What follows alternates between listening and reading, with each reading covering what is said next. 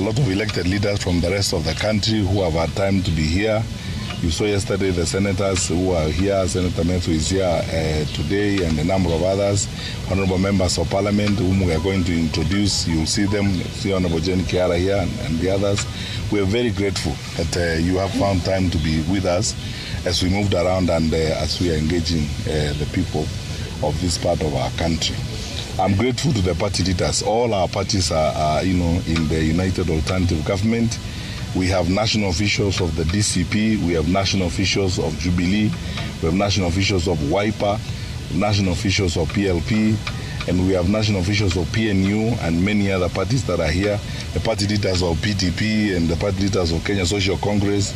We have national officials of DP, and then DAPK, who are here. I'm sorry, Mheshimiwa, I forgot. We have had national officials of DAPK who are here, who have been with us. The party leader is here, and Honorable Natembea himself was also part of us yesterday. Finally, I need to say before we start off today's press event that Governor George Natembea, who was with us yesterday, is out on a function he needed to have, and he will join us as soon as he finishes the function in Trans Nzoia. So welcome everyone to this press conference by the leaders of the United Alternative Government. We wanted to highlight a number of issues that we think are important for the country to know. So I will start off by saying this. We are here because we want to interact with Kenyans and wananchi of this part of the country, and also to give hope and assurance to our people, both here and at large in the nation, that we are determined and ready to work together to bring about the necessary change to our country. In doing so, we don't have personal grudges with people. We are basically doing what we have to do. We chose democracy as a people, multi-party democracy. What that means is that everyone has an opportunity to engage, and everyone has an opportunity to participate and persuade people along political lines. It is very sad, some of the things that we are seeing here, where people want to use violence as a means of political intimidation and so on.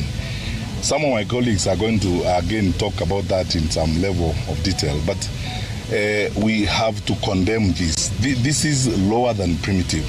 6 decades after independence, we cannot lose lives because we are trying to help certain people survive in their political offices as it is.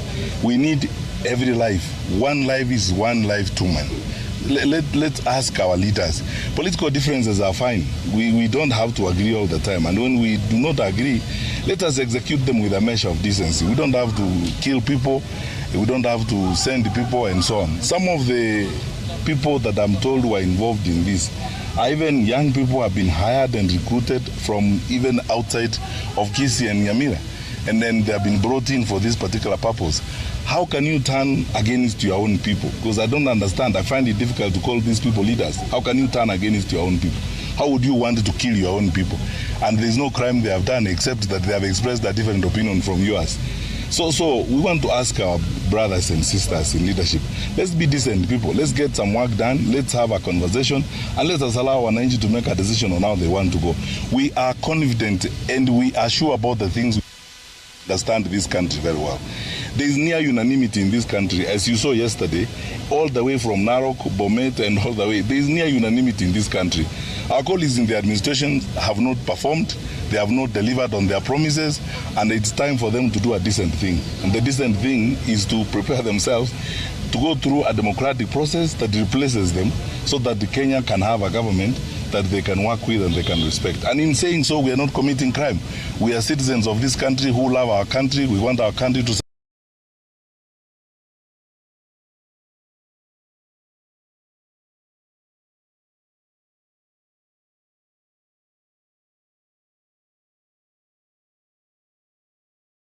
succeed, and we want our country to succeed and operate in a frame of persuade people. Yesterday when we were in Karoka, and this is the last contextual thing I'm going to say, I said this, that you can actually even come here and live here. If you wanted to live amongst us, we are very welcoming.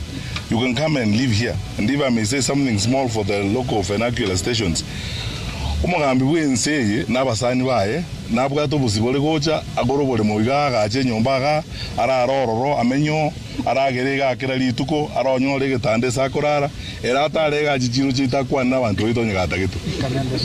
That is it. Ekekugara onde tayo tokani no n'abantu baye ba UDA kumuranye nyumutagete gocha komenya Gusii nunchimo menyega numugambe n'abantu bitongora lakini mubaza guita abantu baito guita abantu baito here is not acceptable. Nakumuki abana b'abantu obatumenga bachiko salime sangikano y'abantu elinde bachiko itwaroro ekini ngento tanyali guitabera no yazini nenda abantu baito ba Gusii ndo takitigenteke nende buno